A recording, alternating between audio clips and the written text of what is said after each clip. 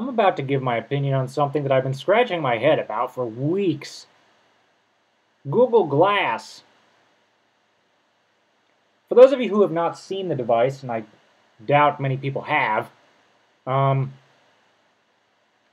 it looks kind of like a headband, and on the front of this headband you have a box, and it looks like you got a camera there in the front, and you have a translucent display sticking out that's about probably an inch. I really couldn't tell you what size the screen is, but I guarantee you it is. For those of you who have the watch type, the little square iPod Nano, because I know that one has voiceover on board.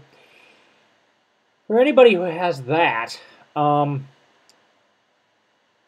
boy, the screen on the iPod Nano is a 4x3 shape, but it's about 1.5 inches across. This one, I think, is a little bit smaller, and it's a 16:9. In other words, widescreen, rectangular shaped. In the center, next to this display thingy, you have little bridge holders for your nose, little comfort pad thingies. I've never known what to call them. I've had them on my own glasses for several years now. Anyway, let's take a look at this. Let me zoom out so I see what you see. Okay, so I'm zoomed out. Let me scroll down here. For those of you who cannot see, we have a picture of a beautiful sunset with one of the major cities. And the sunset is sort of a purplish, orange, pink, many colors. In front of me is a rectangle. Inside the rectangle, in bright white text. Now let's hang on for a second. Let me explain this. Medium blue on white does not high contrast make. Now, keep in mind, for those of you who do not understand, I am coming at this from a perspective of somebody who has only partial sight, okay? I do not see very well. And given that Google, as of late, with Android, has been making major strides in accessibility, I thought this might be worth the discussion. Anyway, excuse me, Google Glass, you have the simulated screen here. 5:23 is current time, local time. Below that, though, is something that blends in even further because you've got white on a very pale yellow. Okay, that is not good contrast at all. If anybody from Google is watching this, take note. And maybe, I haven't looked at your accessibility features, I haven't seen anything. If you're planning on having accessibility, please link me to it. I want to see what's going on. Anyway, so we have a quote here that says, "Okay, Glass." I can't see that. It says here, it's surprisingly simple. From what I understand, Google Glass is going to be completely verbally, supposedly verbal, gesture, and blinks. I can't blink. Well, what am I saying? I can't blink. Duh. I can, but for some reason, I can't seem to blink one eye. I have to, for some reason, if I try to blink one eye, I end up blinking both. Now, and a lot of people are saying, well, that's just you. I'm a different way. That's everybody is a different way. I'm just saying that I just don't see. It says take a picture to take a picture. If you're out in public and you want to take a picture of somebody, of something, and somebody's nearby, you say those words, take a picture. They may think you're looking at them, and you may end up with a bloody nose. I'm not saying that's. I mean, stranger things have happened. Let's see, so take a picture. Then we have this whole video recording thing where you could do scene within a scene. Let's back out of this for a second. I can see problems with this because you're looking at a picture within a picture. You're looking at two different scenes of real life. And for somebody with limited peripheral vision like myself, that could be a problem.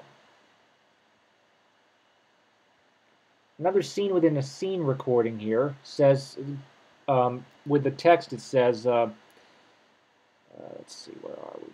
Even share what you see live. Okay? Looks like somebody's at a concert. or a parade or something, and they're on a Google Hangout with friends. This whole image within an image thing, I mean, that's going to be very distracting. If you're walking along, and especially, this is especially dangerous for somebody who's blind, because if you're walking along and you're focusing on the Google Hangout, you're not looking ahead. And if you're somebody who's able to use both your cane and your vision, now a lot of people are going to say, well, Google Glass isn't for everyone. Let me wait until I get to the flip side, okay? Because I'm addressing this on both angles, okay? So again, we have another low contrast environment. The trouble is, I think that if we're going to do this translucent thing with the white text, it's just not going to work for somebody who is partially blind or obviously not for entirely blind, but for somebody from a low vision perspective, this is going to be problematic. Another example. Now, this example, by the way, up here is a GPS. Down here we have, what does this say? Race you to the bottom, so we've got like Google Chat with the voice to text feature. And again, because it's completely verbal, there's a major problem here with this, and I call it privacy. Because if you're out in a public place and you want to ask something, and it's something, people are not going to know if you're talking to them or if you're talking to your glasses. I mean, you can say, okay, glass, but at the same time, people might look up and wonder. And the trouble is, for somebody who's low vision or entirely blind, even if Google Glass did have an audio interface, having to verbally interact with it, that is a major privacy concern. And for somebody who is blind, you don't know who could be next to you, who could be watching. It could be a potential thief, somebody who wants to steal your information. Another example, another low contrast environment. Now this particular scene, I can see the information being very useful. You could ask Glass, okay, when's my next flight? And again, like I said, you have the privacy concern. You also have the low contrast environment. I mean, the information could be useful, but you never know who's around you. You never know the low contrast environment. What do I mean by that? White text on this varying color environment.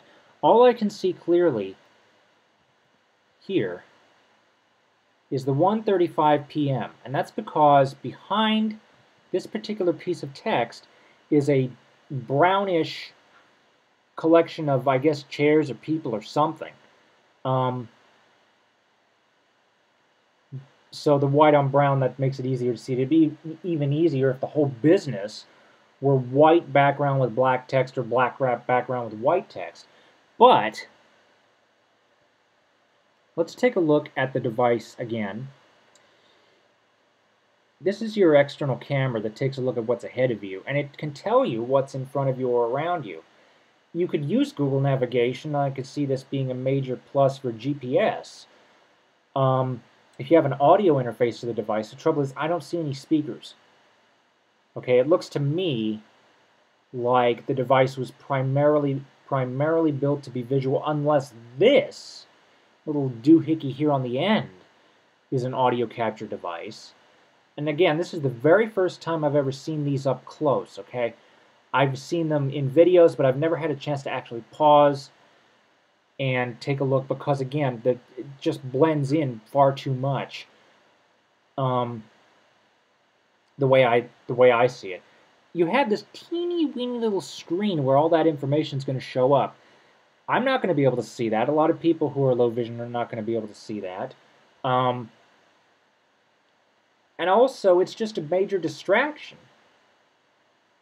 So what is the flip side of this? The flip side, like I said, if they could develop, this thing runs Android, so if they could develop an audio interface and allow you to interact, say, by using a keyboard, and a lot of people out there would be thinking, well, why would you need a keyboard? Well, again, it goes back to the whole privacy thing.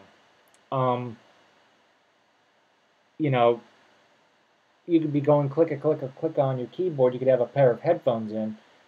But that just doesn't sound any better than current note takers on the market. Now, I'm I'm looking at this as I go along here. This, uh, I I really do not know. I just don't know. Looks to me like somebody's bolted some sunshades on here. It says here evolutionary design. I really hope this doesn't become mainstream, because if it does, we're gonna have problems in the community, because I don't know what sort of adaptations are going to be made. I haven't seen anything on accessibility for Google Glass. I don't know. The only plus thing I can think of is that if you do want to go this route, um, you could be walking along and audibly, without any verbal cues at all from you, if you have it programmed before you leave, you could have a fully talking GPS. But really, that's the only plus that I can think of. If this thing can tell you what's around you, a lot of people who use specialist GPS devices, and the reason they're specialist is because they were programmed to do that very thing. As somebody, if you're blind, you obviously, you can't see what's around you. So these GPSs, they're just like regular GPSs, except they've been programmed to not only guide you to your destination, but if you want to, if you're in an unfamiliar area, it will tell you that there is a Starbucks to your right, and that you're coming up to an AT&T store on your left, and it would tell you 10 feet away from you, stuff like that. If we could somehow alter Google Glass to be a talking GPS system, that might be worth exploring. But I have to say, I've been talking to you now for however long I've been talking to you for, and I'm not watching the time, and I'm still scratching my head.